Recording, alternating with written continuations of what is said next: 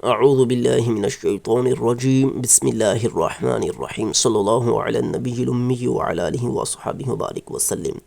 سامعین، ووٹ کا حقدار کون ہے، اس کے بارے میں ہم نے کلام کرنا ہے۔ ووٹ کا حقدار کون ہے؟ دیکھیے، ووٹ کے اندر مرد و عورت، جاہل عالم، پاک پلید، حرام حلال، یہ سب کی گواہی، سب برابر ہوتے ہیں، سب کا چناؤ برابر ہوتا ہے۔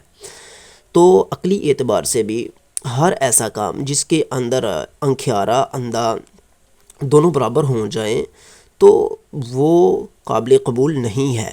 اسی طرح یہ جو موجودہ نظام، ووٹنگ والا نظام ہے، یہ ایک عقلی اعتبار سے بھی قابل قبول نہیں، اور قرآن مجید کے اعتبار سے تو یہ شرک بنتا ہے۔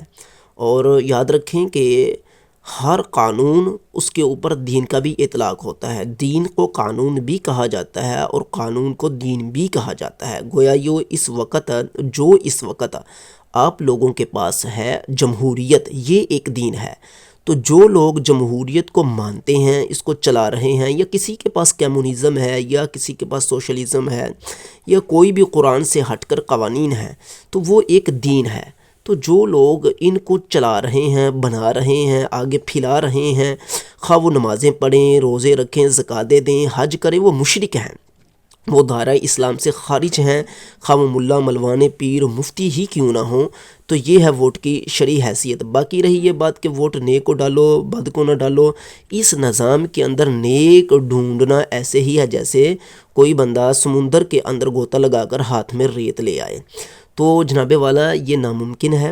جب یہ ناممکن ہے تو پھر اس کی شرعی حیثیت یہ نکال لینا کہ جناب نیک کو ڈالو، تو نیک کہاں سے لائیں بھائی؟ یہاں پر تو گواہی کی اولاً بات کی جا رہی ہے، اور پھر جو اس کے اندر کرپشن ہوتی ہے اس کی تو بات ہی بہت دور کی بات ہے۔ تو میں نے قرآن مجید سے ایک دلیل پیش کرنی ہے کہ قانون کو دین کہا جاتا ہے، اور جو بندہ نظام جمہوریت کو مانتا ہے وہ دائرہ اسلام سے خارج ہے۔ جو بندہ ووٹ ڈالتا ہے وہ دائرہ اسلام سے خارج ہے، وہ پیر ہو، مفتی ہو، عالم ہو، شیخ الحدیث ہو، و تفسیر ہو، کچھ بھی ہو، علامہ ہو، فہامہ ہو، خود کو عاشق رسول کہتا ہو، میلاد مناتا ہو، 12ویں مناتا ہو، 11ویں مناتا ہو، وہ سب دائرہ اسلام سے خارج ہیں، خارج ہیں، خارج ہیں۔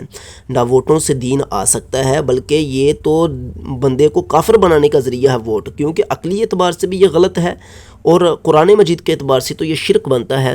تو آئیے اس کے اوپر ذرا آپ غور سے متوجہ ہو جئے۔ اللہ تعالیٰ فرماتا ہے کَذَلِكَ كِدْنَا لِيُوسُفَ، اسی طرح ہم نے یوسف کو تدبیر بتائی۔ وہ کیا تدبیر تھی؟ مَا كَانَ، نہیں تھا، لِيَأْخُذَ، کہ یوسف لے لیتے، أَخَاهُ، اپنے بھائی کو۔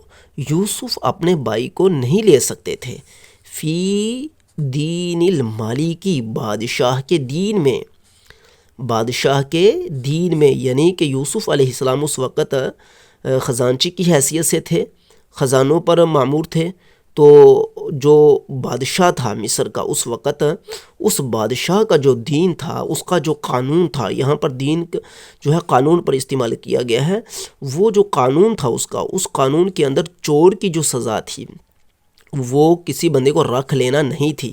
یہ بندے کو رکھ لینا، چور کی سزا جو تھی، جزاؤہ من وجد فی رحلہ فہو جزاؤہ، یہ تھی حضرت یعقوب علیہ السلام، یعنی کہ بنی اسرائیل کے اندر یہ سزا رکھی گئی تھی کہ چوری کا بدلہ ہاتھ کاٹنا یا کوئی اور کام نہیں، بلکہ چوری کا بدلہ یہ ہے کہ جس سے چوری برآمد ہو اسی کو پکڑ لیا جائے، اور وہی جس کی چوری کی گئی ہے اسی کو وہ بندہ ہی دے دیا جائے، تو وہ اس کے متحد ہوگا۔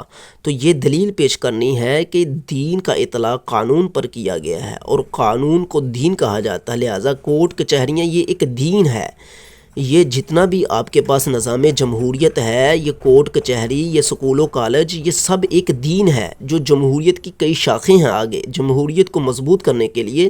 لہٰذا اگر آپ مسلمان بننا چاہتے ہیں تو آپ کو قانون صرف خالص قرآن کا چلانا پڑے گا، اور اس کے لیے سب سے اہم چیز یہ ہے کہ آپ اجزائے جمہوریت کو چھوڑ دیں۔ اس کا سب سے جزو اعظم سکول و کالج کی تعلیم ہے، جس سے ذہن بنتا ہے۔ آپ صرف خالص قرآن کی تعلیم سیکھیں، انشاءاللہ تعالی آپ مسلمان بن جائیں گے۔